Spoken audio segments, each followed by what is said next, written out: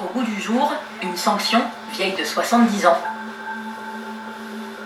J'ai fait part de mon point de vue, j'ai fait une proposition d'ailleurs avec Jean-Pierre Mignard, avocat, sur l'indignité nationale, qui me paraît être la bonne réponse. L'indignité nationale, une peine créée à la Libération pour punir ceux qui avaient collaboré pendant la guerre. Darnan pourra verser des larmes. Elles n'effaceront pas le sang des maquisards assassinés. Au moment de l'épuration, la Haute Cour de justice, mais aussi des tribunaux d'exception, ont condamné près de 100 000 Français à l'indignité.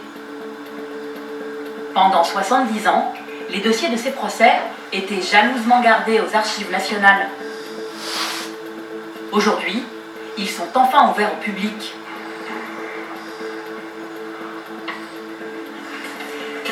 Pascal, bonjour. Anne Simonin est historienne. Elle s'intéresse depuis longtemps à la question de l'indignité. Absolument. Jaunis par le temps, ces documents ont servi de preuve contre les Français de la collaboration.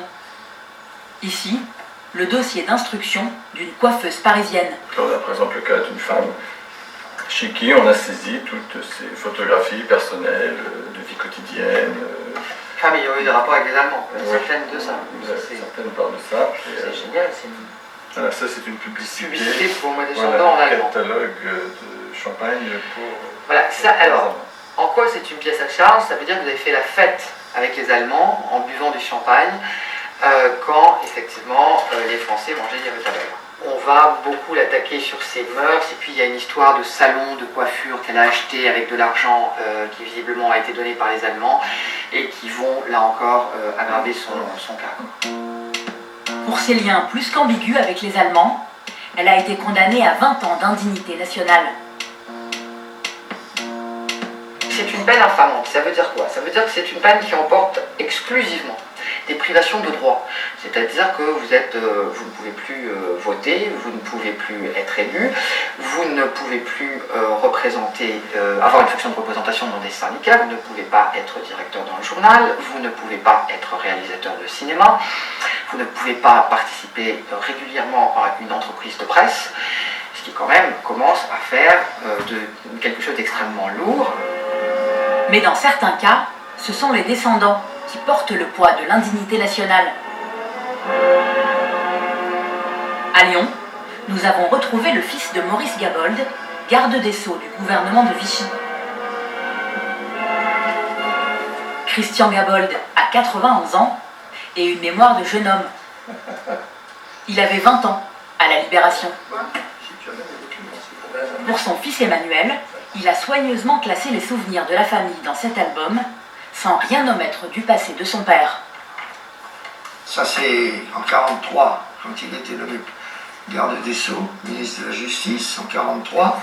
Ça doit être en 1943 ou en 1944. Avec qui? Avec le maréchal Pétain.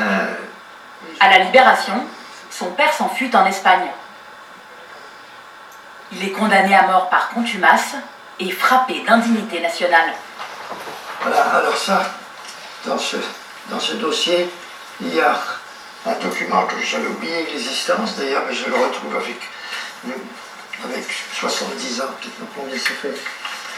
C'était l'arrêt qui a été placardé, puisqu'il fallait qu'il soit placardé à la porte du condamné. Alors, il était condamné à l'indignité nationale à vie. Pourquoi il est déchiré? Parce que j'ai tiré dessus et ça s'est déchiré, il était collé quand même. Il était collé contre le mur. Je l'avais déchiré, ce qui était un délit, certainement. Vous l'avez déchiré pourquoi? Bon, parce que en général, on déchire, parce que je n'étais pas le seul à avoir fait ça. Christian Gabold élude. 70 ans plus tard, le sujet est encore sensible.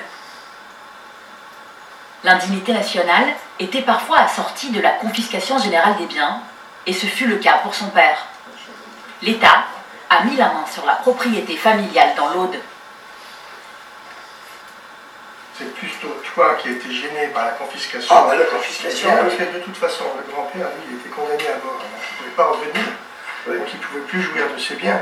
C'est moi qui me suis trouvé, son fils unique, à la tête de ce problème, et j'ai bataillé pendant 25 ans, dans la mesure où l'indignité nationale peut être assortie comme c'est le cas là de la confiscation des biens, ça touche la famille d'ailleurs. C'est contraire au principe qu'en France les peines sont personnelles. Ce n'est qu'en 1968 que la maison lui sera officiellement restituée. Je sais pas beau. L'indignité nationale serait une bonne alternative à la déchéance de nationalité. L'historienne Anne Simonin n'y croit pas. Elle propose une troisième voie. Priver les ennemis de la République de leurs droits civiques sans toucher à leur nationalité. Les djihadistes ne sont pas des vichistes ou les vichistes ne sont pas des djihadistes et il n'y a aucune raison de pratiquer cette forme d'analogie. En revanche, l'atteinte à la vie d'un citoyen français pour non-respect de la liberté, de l'égalité et de la fraternité, pourrait être qualifié crime de lèse-république. La nécessité de pouvoir créer un crime, c'est aussi une façon de dire c'est le droit, c'est-à-dire une valeur fondamentale de notre civilisation qui aura le dernier mot. À Mantes-la-Jolie, Attila le Déchu n'a pas pu